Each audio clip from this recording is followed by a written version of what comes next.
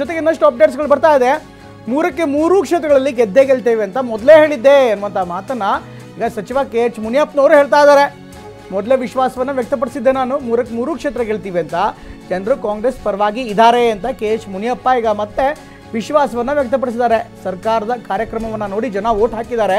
ಹಾಗಾಗಿ ಇದು ಸರ್ಕಾರಕ್ಕೆ ಸಿಕ್ಕಂಥ ಬೆಂಬಲ, ಜನ ನಮ್ಮ ಪರ ಇದ್ದಾರೆ ಅನ್ನೋ ಮಾತನ್ನು ಈ ಫಲಿತಾಂಶವೇ ಹೇಳ್ತಾ ಇದೆ ಅನ್ನುವಂಥ ಮಾತನ್ನು ಮುನಿಯಪ್ಪ ಹೇಳ್ತಿದ್ದಾರೆ.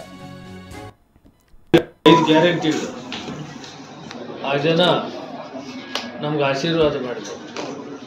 ಇಡೀ ರಾಜ್ಯದಲ್ಲಿ 3 ಕ್ಷೇತ್ರಗಳಲ್ಲಿ ಕೂಡ ಒಂದಾಗಲೇ ಡಿಕ್ಲೇರ್ ಆಗಿದೆ, ಇನ್ನೆರಡು ಆಗೋ ಸೂಚನೆ ಇದೆ. ಸಂಡೂರು ಡಿಕ್ಲೇರ್ ಆಯಿತು, ಇನ್ನು 2 ಕೂಡ 23,000 ಮೇಲೆ ಲೀಡ್ ಇದೆ. ಚನ್ನಪಟ್ಟಣ 13,000ಕ್ಕಿಂತ ಮೇಲೆ ಲೀಡ್ ಇದೆ.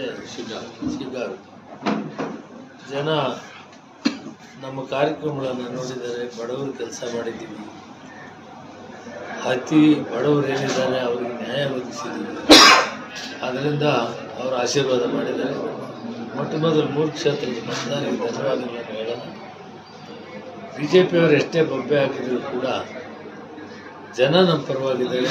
ಕಾರ್ಯಕ್ರಮವನ್ನು ನಾವು ಜನರಿಗೆ ಬರೀ ಯೋಜನೆ 56,000 ಕೋಟಿ ರೂಪಾಯಿ ಬಡವರ ಕಲ್ಯಾಣಕ್ಕಾಗಿ ಯೋಜನೆಗಳನ್ನು ರೂಪಿಸಿ ಕಟ್ಟಕಡೆ ವ್ಯಕ್ತಿಗಳಿಗೆ ಎಲ್ಲ ಯೋಜನೆಗಳನ್ನು ಅವರ ಮನೆಗೆ ಮುಟ್ಟಿಸುವಂಥ ಕೆಲಸ ಮಾಡಿದ್ದೀವಿ.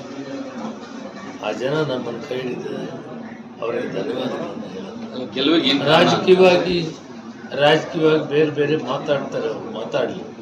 ಆದರೆ ಜನ ಈ ರಾಜ್ಯದಲ್ಲಿ ನಮ್ಮ ಪರವಾಗಿದ್ದಾರೆ ಅನ್ನೋದು ಸಾಬೀತಾಗಿದೆ. ಇದನ್ನು ಅವರು ಕೂಡ ಅರ್ಥ ಮಾಡಬೇಕು. ಬೆಳಗಾದರೆ ವಿನಾಕಾರಣವಾಗಿ ಒಂದಲ್ಲ ಒಂದು ರೀತಿಯಲ್ಲಿ ಟೀಕೆ ಮಾಡೋದೇ ಕೆಲಸ ಮಾಡ್ತಾರೆ. ಆದರೆ ನಾನು ಅವ್ರಿಗೆ ಹೇಳೋದಂದರೆ, ಒಂದು ವಿರೋಧ ಪಕ್ಷ ಬಲಿಷ್ಠವಾಗಿದ್ದು ಟೀಕೆ ಮಾಡೋದನ್ನು ಒಂದು ಸನ್ಮಾರ್ಗದಲ್ಲಿರಬೇಕು. ಏನು ಲೋಪದೋಷಗಳಿದೆ ಅಥವಾ ಏನು ಅಭಿವೃದ್ಧಿ ಕೆಲಸಗಳು ಮಾಡಬೇಕು ಅದಕ್ಕೆ ಮಾರ್ಗಸೂಚನೆ ಇರಬೇಕು. ಅವರು ನಮಗೆ ಹೇಳಬೇಕು, ಇಂಥ ಕೆಲಸ ಮಾಡಬೇಕು, ಇದಾಗಿಲ್ಲ ಅಂತ. ಬಿಟ್ಟರೆ ಬೆಳಗಾದರೆ ಅವ್ರು ಮಾಡೋ ರೀತಿ ನೋಡಿದರೆ ಅದು ವಿರೋಧ ಪಕ್ಷದವರು ರೀತಿ ನೀತಿಗಳು ಬದಲಾವಣೆ ಮಾಡಬೇಕು. ವಿರೋಧ ಪಕ್ಷ ಇರಲೇಬೇಕು. ರಾಷ್ಟ್ರದಲ್ಲಾಗಲಿ ರಾಜ್ಯದಾಗಲಿ ವಿರೋಧ ಪಕ್ಷ ಇರಲೇಬೇಕು. ಅವರು ಏನಂದರೆ ಸರ್ಕಾರಕ್ಕೆ ಒಂದು ಮಾರ್ಗದರ್ಶನ, ಕಣ್ ತೆರೆಸುವಂಥ ಕೆಲಸ. ಏನಾದರೂ ಸರ್ಕಾರ ಲೋಪದೋಷಗಳು ಮಾಡಿದರೆ ಅದನ್ನು ಕಣ್ ತೆರೆಸಿ ಅವ್ರಿಗೆ ಹೇಳೋ ಅಂಥದ್ದು ಅವ್ರದ್ದು ಅಧಿಕಾರ.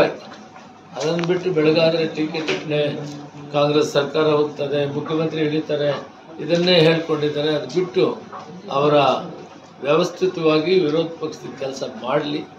ಅದನ್ನು ನಾವು ಸ್ವಾಗತ ಮಾಡೋಣ. ಜನ ನಮಗೆ ಆದೇಶವನ್ನು ಕೊಟ್ಟಿದ್ದಾರೆ. ಇದು ಮುನಿಯಪ್ಪನವರು ಹೇಳ್ತಾ ಇರುವಂಥ ಮಾತು. ಇದ್ರ ಜೊತೆಗೆ ನಾಯಕರುಗಳೆಲ್ಲರೂ ಕೂಡ ಮಾತನಾಡ್ತಾರೆ. ಕಾಂಗ್ರೆಸ್ನವರು ಸಹಜವಾಗಿ ಖುಷಿಯಾಗಿದ್ದಾರೆ. ಇನ್ನು ಯೋಗೇಶ್ವರ್ ಅವರ ಪತ್ನಿ ಕೂಡ ಮಾತನಾಡಿದ್ದಾರೆ. ನಮ್ಮ ಪ್ರತಿನಿಧಿ ಮಾತನಾಡಿಸ್ತಾರೆ ಯೋಗೇಶ್ವರ್ ಅವರ ಪತ್ನಿನ. ಅವ್ರು ಏನಂದ್ರು ನೋಡೋಣ.